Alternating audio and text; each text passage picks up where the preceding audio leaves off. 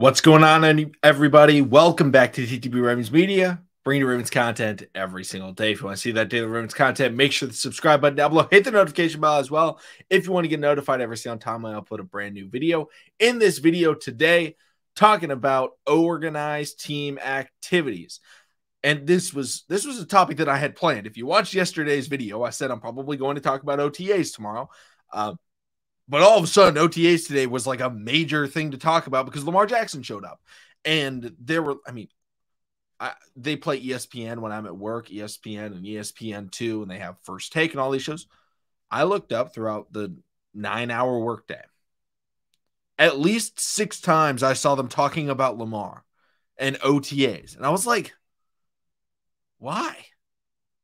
Before I get into all that discussion, I know, I'm not a Baltimore Orioles fan, but I'm a big baseball fan. I'm just curious if any, Orioles fans are out there. What do you guys think about the new city uniforms? I think they're interesting. They're not my favorite. They're not my least favorite, but they're interesting. So any Orioles fans out there, let me know your thoughts on those uniforms because I know they're pretty controversial. But let's jump right into it. Let's talk about it because Lamar Jackson arrived for OTAs day 2. Lamar arriving, not a big deal. I wasn't really expecting him to arrive, but I'm not surprised that he did. If you guys don't know, organized team activities are exactly what the title is. Organized team activities. This isn't, full contact. This isn't 11-on-11s. It's really just the warm-up practices. All right, let's get you back into shape, okay? And they are not required.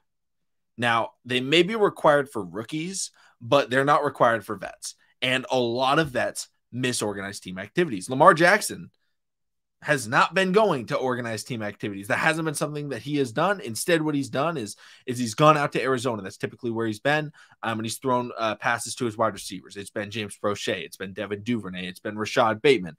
Meeting up, sometimes Mark Andrews as well. Meeting up in Arizona, getting some workouts in, working together, taking the Peyton Manning approach. Because if you didn't know, Peyton Manning used to go with, Marvin Harrison in the offseason and not have to, go to the organized team activities. Instead, why don't we all go to, rather than Indianapolis, rather than hang out in Baltimore, let's go to Arizona. Let's go to Phoenix. Let's go to Dallas. Let's go to Miami. Let's do something. Let's go somewhere fun and still get some work in, with the guys.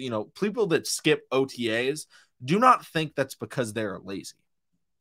They sometimes want to work with their own coach. They sometimes want to just work out in a location that better suits them, or maybe they have guys that they want to work out with. Maybe it's a guy on another team, right?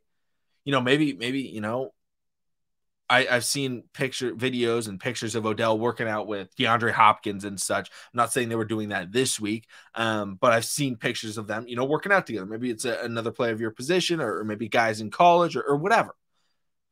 Going to OTAs isn't that big of a deal.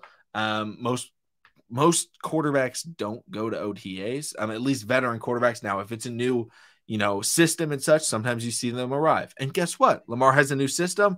He arrives. He gets to meet with Todd Monk, and he starts to really learn that offense. But that's all I want to say about the Lamar Jackson side of things.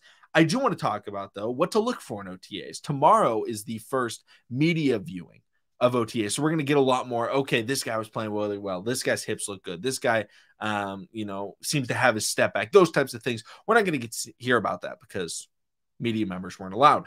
And when they are allowed, the biggest things to look for is repetition. It's not about hearing somebody's name. It's not about reading about somebody's name. And I read all the articles that come out. I watch all the videos, all that stuff from Ravens, when they're available. And obviously, if I could go to practices, I would. I recommend going to them. But repetition. It's not about seeing one player's name once, right?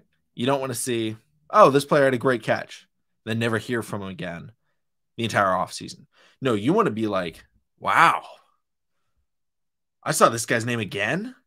I think we saw that with James Prochet last year, where he all of a sudden became James Prochet, James Prochet, James Prochet, James Prochet, James Prochet, James Prochet, James Prochet, James Prochet. All we saw in the offseason was James Prochet, right? And then, of course, we had Greg Roman as our offensive coordinator. He can't do anything, but we actually got to see him more in the regular season. So overall, I think that when you're looking at this offseason, pay attention to the players that are consistently showing up in the headlines, right? And not the stars, because we know the stars. Oh, Lamar had a great practice. Oh, Lamar went out here and did this. Lamar, Marlon Humphrey, Ronnie Stanley. Now, maybe Ronnie Stanley made sense previous years coming back from injury, but who cares? Who cares about Mark Andrews? Mark Andrews made a great catch. I don't care about that. He's a superstar. It's the young guys, right? It's the Pepe Williams. It's the Jalen Armour Davis. It's the Kyle Blue Kelly. Kyle Blue Kelly because he's new. It's the Tylan Wallaces, the Adafe Aways, the David Ojabas. How do they look? Those are the biggest things, in my opinion, to pay attention to, as well as the undrafted players, right? Who's going to make the team? One of my favorite offseason heroes, offseason superstars was Chris Westry. Because Chris Westry came in the offseason, and from the jump, he was very good. And everybody recognized, okay, this guy's legit. Unfortunately, he had some injury problems. I know he got picked up by somebody in the offseason. I cannot remember exactly who, but he was someone where it was like, okay. We kept hearing his name. He plays in the preseason. He looks really good in the preseason and makes the team as a player that not a lot of people really even knew about coming into the offseason. So, again, the biggest thing to pay attention to, it's not going to be scheme, right? We're not going to get C plays and stuff like that. It's not going to be how was this guy's physicality. It's repetition. That's the biggest thing in the offseason to pay attention to. Not about one play. It's about 10 practices of good football. Let me know in the comment section down below what you're looking forward to in OTAs, your thoughts on the Lamar Jackson situation. But thank you all so much for watching. Subscribe for Daily Ravens content, and I'll see all of you again tomorrow.